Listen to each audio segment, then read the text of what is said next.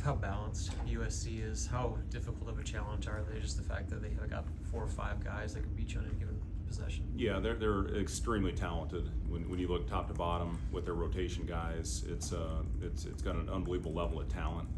And obviously Eric Musselman's one of the best in the business as far as getting their guys going once they get hot.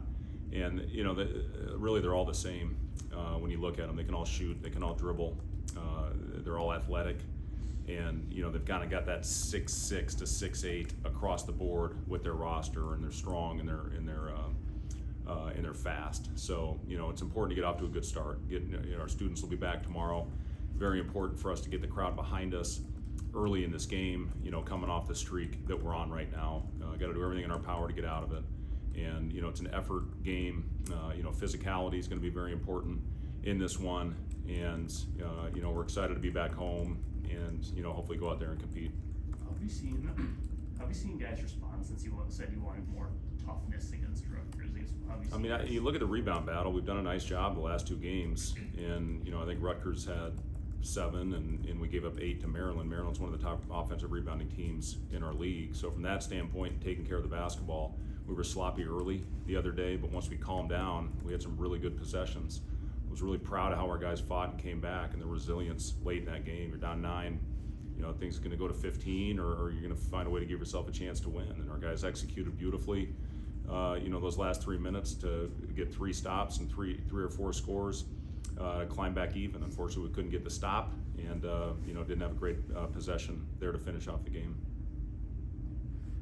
You mentioned having faster starts, or having a fast start on tomorrow. Not that you haven't had horrible starts, but have you thought of potentially moving a guy like Andrew into the starting line? Yeah, we've looked at a lot of things, and we've got a couple guys that are nursing some injuries right now that have not practiced, that will hopefully be ready for the game tomorrow. But that all factors into it when you have lineup changes. So we'll get through our shoot around tomorrow, and we'll throw a lineup out there. But again, to me, the important group is the one that's on there at the end of the game. We've had some really good starts to games. Rutgers was a great start. You get up 9 right away. Unfortunately, we couldn't extend it and get that thing up into double digits.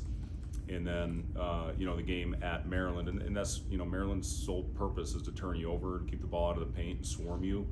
And we didn't handle that well early in the game the other night. That being said, our bench was terrific. I thought Aaron obviously had his best game in a Nebraska uniform, and Andrew Morgan was really good. I thought Sam gave us a nice boost. Unfortunately, picked up 2 quick fouls in the first half, but he was part of some really good lineups there in the second half. And then Connor, hit a couple as well. So, we'll see how it goes early in this game tomorrow, and if we have to change quick, we'll get our subs in there. You had Aaron and Raleigh on the court at the same time. I haven't seen much of that this year. What made you go to that, and what did you get out of having those? Yeah, part of it was their pressure and the way they were picking us up, to have 2 guards out there that can initiate your offense and get it up the floor. And I liked it. I liked what I saw with those guys. We've been playing with some of that in practice, and I like the way that group looked. With Aaron, are you able to put in perspective just how hard it is to get back into rhythm after being away from game action, game environment, as long as he wasn't having that little setback in November with the game? Yeah, and he did have the ankle injury, and then we went out in that tournament in Hawaii and played really good basketball. And I'll say this about Aaron: I give him all the credit in the world. He played 6 minutes against Rutgers and played pretty well, and didn't get in there in the second half. He was as good as anybody we had walking in the gym the next morning as far as being a leader and using his voice. And that stuff pays off, man. The basketball gods work in a weird way, and when you respect the game, when you go out and do things right, it rewards you.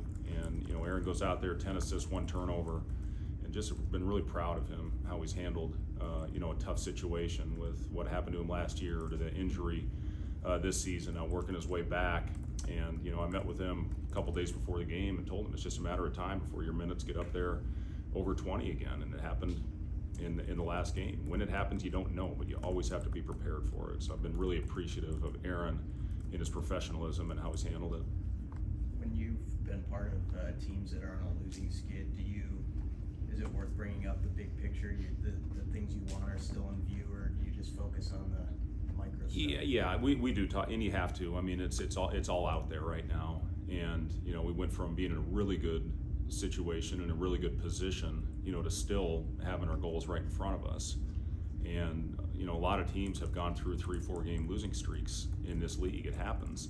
And, you know, you got to respond. You got to keep going out there. And, you know, one thing I really liked about the last game, I thought our defensive edge was back. And that's got to be our constant. I've talked a lot about that, obviously. We went through that lull in the second half where they were able to push it up to 9. But for the most part, I thought our defensive intensity was where it needed to be to give ourselves a chance to win in a tough environment on the road. And that's got to be, you know, everything that we're all about coming out of the gate tomorrow. Is we got to guard, we got to get deflections, hopefully get us out in transition. Because when we take the ball out of the net, we're not as effective as we can get the ball up the floor quickly and play in transition.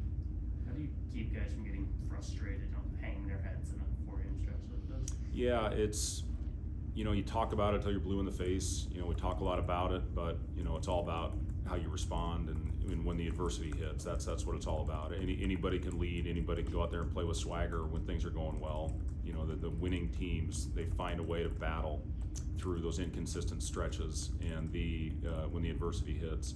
For the most part, our guys have battled through it, obviously with the exception of Michigan State and Purdue.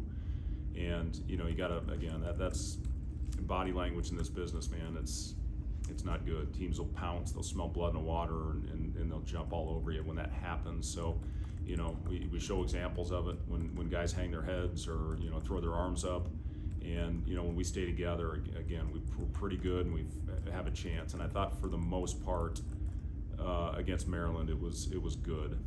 Against Rutgers, I didn't see a lot of head hanging. We played hard that game. We just didn't play with the toughness that we needed to. We got it back, you know, in this last one. So, you know, just keep grinding, man. That's the bottom line. We just got to keep fighting, keep swinging, and, you know, I'm confident this team will go on a run at some point.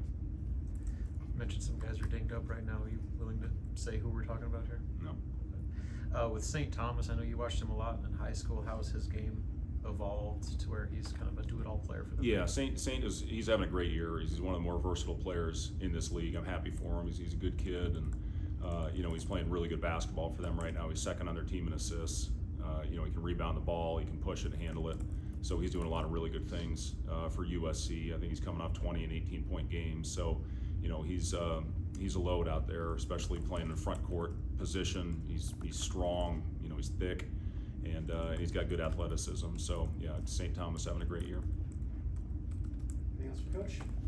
Thank you. What we got?